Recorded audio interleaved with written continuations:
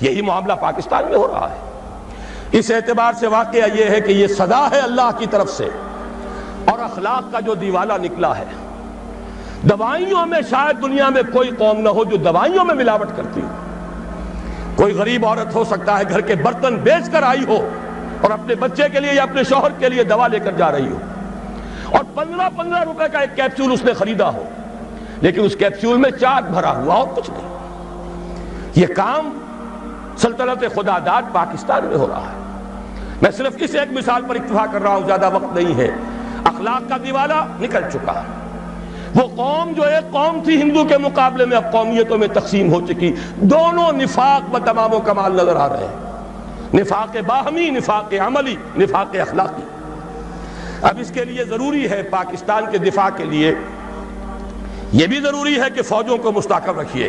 اعدوا لهم ما استطعتم، ہر ممکن دفاعی اسلحہ فراہم کیا جائے، حرب و ضرب کی پوری قوت بلکہ بڑھایا جائے۔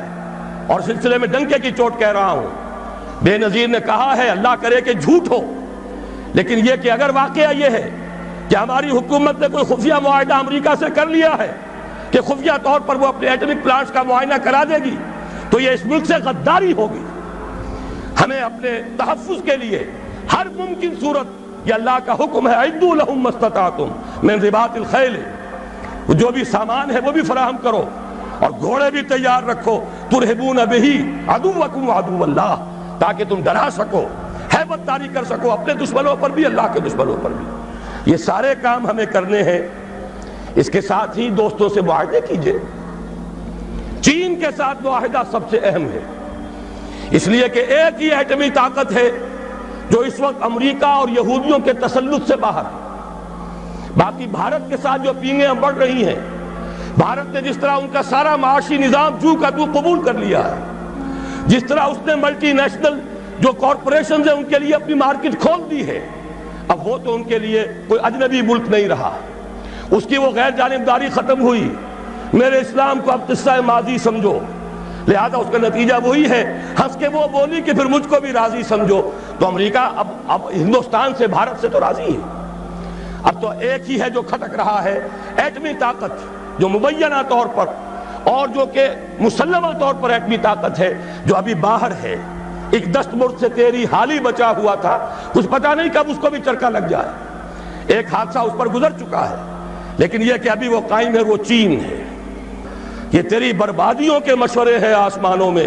ہمیں ان چیزوں کا شعور چاہیے، اور اس کے لیے اپنے دوست اور بھارت کے ساتھ ہر ممکن کوشش مفاہمت کی، اور وہ اسی طرح ہوگی کہ انہیں سمجھایا جائے کہ دیکھو اپنے اصل دشمن کو پہچانو، جو ہمیں آزاد تو کر گیا تھا مجبوراً، لیکن کشمیر کی یہ ہڈی پھینک گیا تھا بیچ میں کہ یہ غرائیں اور لڑیں ایک دوسرے کے ساتھ، اور کبھی بھی آپس میں ان کے مابین امن نہ ہو۔